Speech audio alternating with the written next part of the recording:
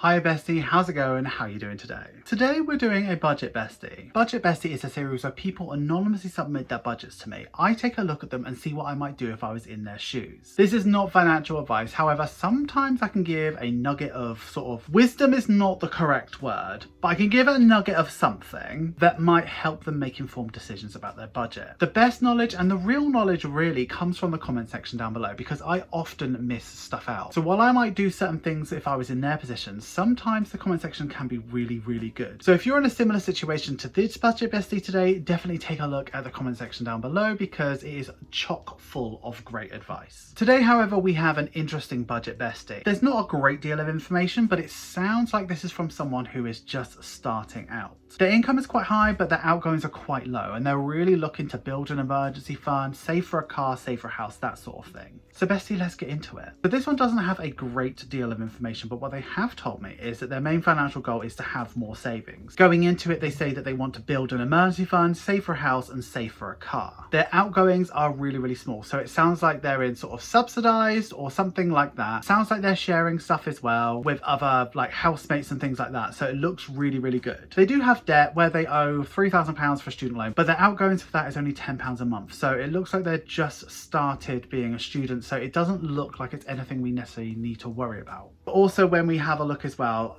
paying off debt isn't even on their agenda yet, so I'm probably not going to look at that today. They don't have any dependents or anything, so really we're looking at a blank sort of thing. So let's get into the budget. So here we have a paycheck bill tracker. This is a pad of 25 and this is in the teal with it colorway. These are available on my Etsy store and you can get them in loads of different colors, but this is the teal one and she's a beaut. And we're going to start off on this one by plumbing in some information. So starting off, they have a fairly reasonable income. So their income here is 1,863.91 and that's it. So probably work close to full-time while being a part-time student or something like that. Seems pretty good. Bills also are really low as well, so let's take a look. So rent here is 595.01. So because it's got an 01 at the end, it really does seem like they're sharing it. So council tax is 83, and if this person is a student because they're paying off a student loan, I definitely look at that because I believe you shouldn't be paying council tax if you're a student. Not 100%, or at least I wasn't when I was a student. I don't know if that was like legit or anything, but I didn't. They have a SIM only phone as well, which leads me to believe they are in the UK. It's 10.79, and then they pay for contact lenses, so contact lens, and that's a monthly subscription, which is 39. I wouldn't ever say go get glasses because you just need to see, right? And then they have a union payment, which is very smart, at 14.57. Sometimes what you can do is you can get your union payment taken directly out of your paycheck and it's actually less money, so might be something worth looking at. And then they pay water as well. So water, their payment is 42.62. So there isn't an electric payment or anything like that. So it sounds like they look after water, somebody else looks after electricity, somebody else looks after gas. It sounds like it's that situation going on, but that's all they've given me for their bill. So we're gonna take it as it is. So that's 784.99, leaves them with 1,078.92.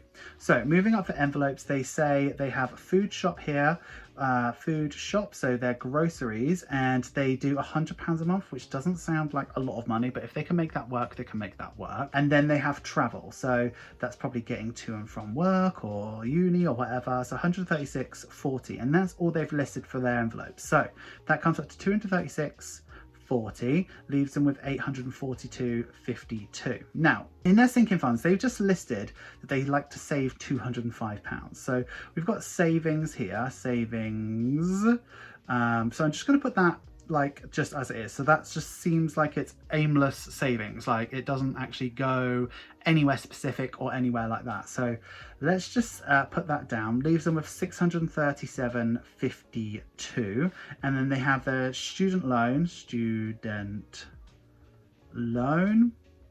which is £10, and that's it. So 627.52, and that's their buffer. So I don't really have like a ton of context with this. So I'm not sure why they want me to take a look at their budget. Either they're spending all of that $627.52 on absolute junk, because if you look, there's no allowance for spending money, or it just seems like there is no plan here. So this is one of those budget besties where there just isn't a lot of detail, so there's not much to go off of. But there are plenty of people in this situation where they've got, you know, a fair bit of money left over at the end of the month. They spend it all and they don't know where it went. So if this is one of those people, we need to get into it. We've got a stunning yellow pen, and you can see this one. What I'm going to do here is I'm just going to leave all of this. So income is income and bills is bills, right? So we're still going to stick with this 1,078, right? What I am going to do is keep their food shop and travel as it is, but then I'm going to do spending. So I'm going to add spending as a category, and we're going to do £30 times 4, which is £120, right? Then we've got a plan with our spending money. £30 is quite a lot, and it will mean that you can go to the corner shop and get some bits and bobs and stuff like that, and you can subsidize this food with snacks, and you can go out a bit. Like, maybe all their money is on going out, I don't know. That all comes up to $356.40, which leaves them with $722.52. So what I would do definitely is kind of just dump £205 into a random savings account, because what are we savings for? What is this savings all about? What is our goal? Because if it's not for anything, we're much more likely to just take money out of it, or we're not as excited about making it happen, so we never put extra in and stuff like that. So if we give everything a plan and figure it out, then we can do stuff. Plus, we've got all of this extra money here, so why not save it if we can, right? First thing I would do is I would introduce an emergency fund, because as you said, it's an important one for you. So emergency there. So let's work this out. So they have $784.99. So their current situation is their bills come up to $784 and their envelopes come up to $356.40, yeah? $356.40. So what that comes up to is $1,141.39. So when we times that by 6, that is $6,848.34. 6 months of all of their bills covered, all of their like necessary things covered. So that's what they need as an emergency fund. Technically they could get away with 3 months, but 6 months is a lot more safe. So if we divide that by 36, so if we get that across 3 years, that means they need to save 190.23 per month. So we're going to put that in as their, you know, savings goal to save up for their emergency fund. So that'll all be digital, 190.23. Chuck it into as high interest as you possibly can. That's what I would do. Then we're saving up for a car. So for a first car, I would have thought that £4,000 would be pretty reasonable. If we want that in 2 years, then we can get away with doing £166 per month saving for that.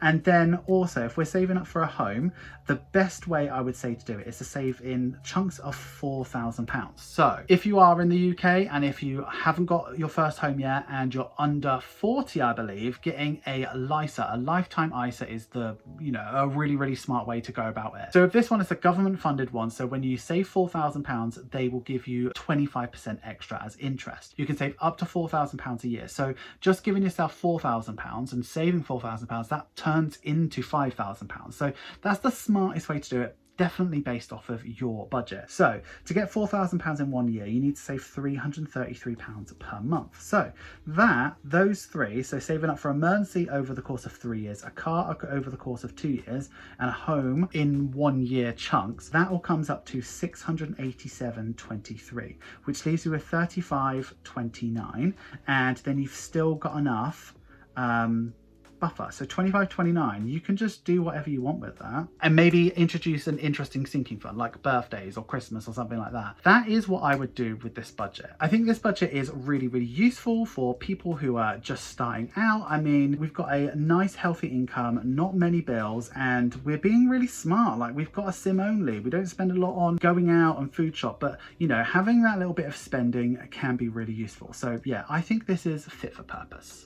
Thank you so much for getting through to the end of the video. You know I love it when you get through to the end of the video. Please give this video some love. Make sure you like, comment, share, and subscribe. And if you are going to comment, please use this emoji. Now, I spoke about this a couple times in this video, and I did say that this one didn't have much context and stuff like that. This is probably the best budget I have available based off of the submissions that I have. Budget Bestie might need to take a break soon because the quality of what I'm getting in isn't quite like video worthy. And when I say that, it's things like the question where it says please list your bills. People are going, oh, it's about £800. Like I need more so that I can edit and sort of do what I would do in a situation. So I need a lot more context. So if you want Budget Bestie to stay alive, and if you want Budget Bestie to keep going forward, I need good submissions. So if you would like me to take a look at your budget, the link is in the description. Give me as much detail as you possibly can, and you know, give me a little bit of context, like give me a bit of story as well. It's really, really helpful for the video so that